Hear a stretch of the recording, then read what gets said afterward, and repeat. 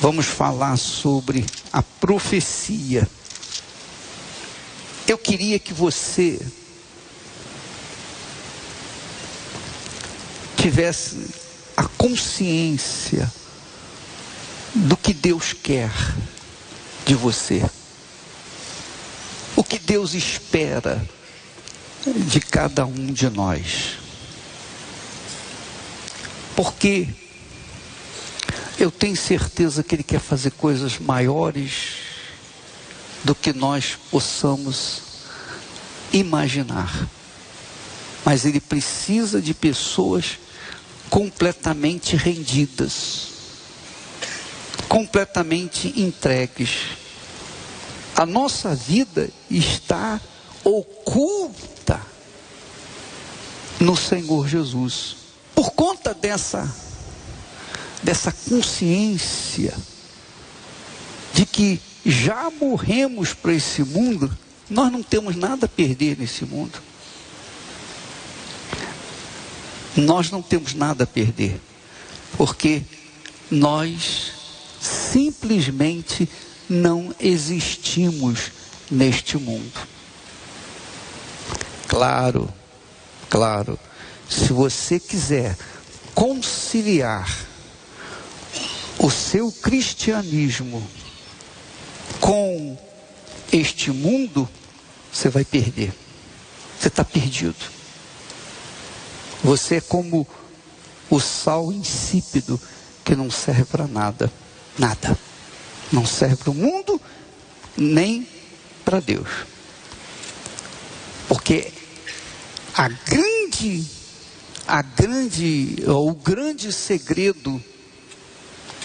o grande segredo nosso chama-se sacrifício.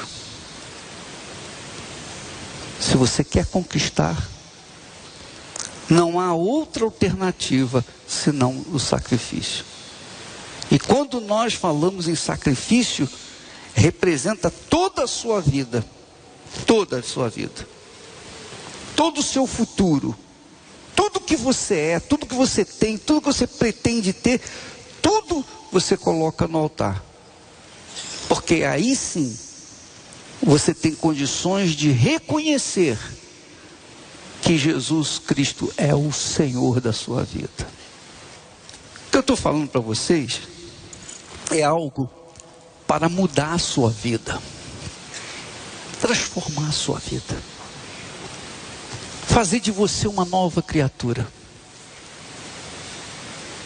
não fazer de você um religioso, não é isso, não se trata disso, mas fazer de você uma nova vida, uma nova criatura. E Deus está esperando, Deus está só olhando. Até quando você vai suportar os seus sofrimentos? Porque o seu sofrimento só vai acabar quando você não existir mais para esse mundo. É ou não é? Sim ou não? É isso. Quando você desistir de viver para si e der a sua vida, entregar a sua vida para Jesus, aí você vai ver o que significa a vida que Jesus veio trazer. Vamos ver então por que a profecia. Ezequiel 37 diz assim: veio sobre mim a mão do Senhor. Ele me levou pelo Espírito do Senhor e me deixou no meio de um vale que estava cheio de ossos, e me fez andar ao redor deles. Eram muito numerosos na superfície do vale e estavam sequíssimos. Você pode imaginar um vale cheio de ossos secos? Você pode imaginar? Não sei se você já viu ossos secos. ossos humanos. Mas os ossos secos que estavam no vale eram de pessoas, eram pessoas. E Deus pergunta para o profeta: filho do homem, acaso poderão reviver estes ossos? Ele respondeu: Senhor, tu sabes. Então disse-me ele, Deus disse para ele: profetiza a esses ossos e dize-lhes: ossos secos, ouvi a palavra do Senhor. Pensa comigo, raciocina comigo. Por que Deus mandou o profeta profetizar? Por que Deus falou para ele profetizar? Deus não poderia pura e simplesmente soprar e aqueles ossos secos se transformarem em carne e transformarem de volta em seres humanos, etc. E formar um número enorme de pessoas, das pessoas, ressuscitar aquelas pessoas? Não poderia fazer isso? Por que Deus não fez isso? Por que precisou de um servo para fazer isso? Por quê? Essa é a pergunta. Se você lembrar de Jesus, que chegou para uma figueira que tinha muitas folhas, mas não tinha nenhum figo, nenhum fruto, Jesus disse para aquela figueira: nunca mais nasça fruto de ti. Jesus falou para quem? Para quem? Figueira tinha ouvidos ou tem ouvidos? Eu quero que você raciocine. Jesus falou com uma figueira. Aqui ele manda o profeta profetizar, quer dizer falar, pronunciar, determinar, proclamar, para que aqueles ossos pudessem de volta reviverem. Então ele mandou falar com ossos secos. E o que significa isso em termos de fé? O que significa isso? Eu lembro que Balaão foi chamado por Balaque, um rei, para profetizar contra Israel. E Deus interrompeu, não permitiu que Balaão profetizasse contra o seu povo. Por que Deus não permitiu que Balaão não profetizasse contra o seu povo? Por quê?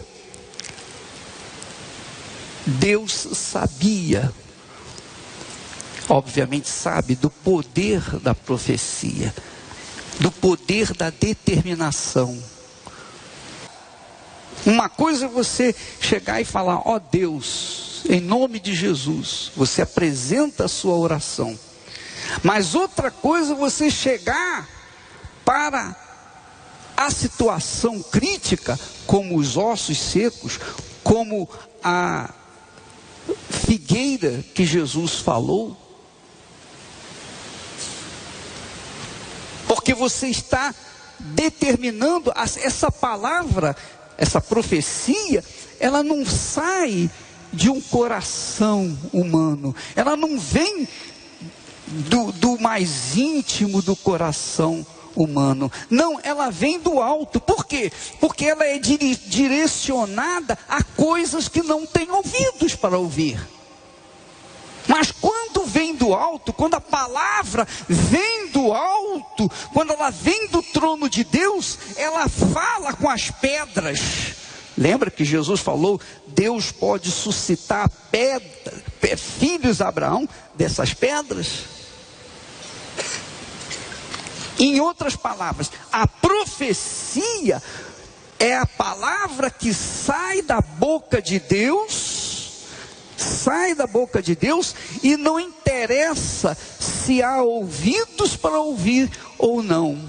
Não interessa se são humanos ou coisas, objetos, ou pedras, ou árvores, ou ossos secos. Jesus chegou para os discípulos, mandou remover a pedra do sepulcro e disse, e de lado da boca do túmulo: Lázaro, venha para fora.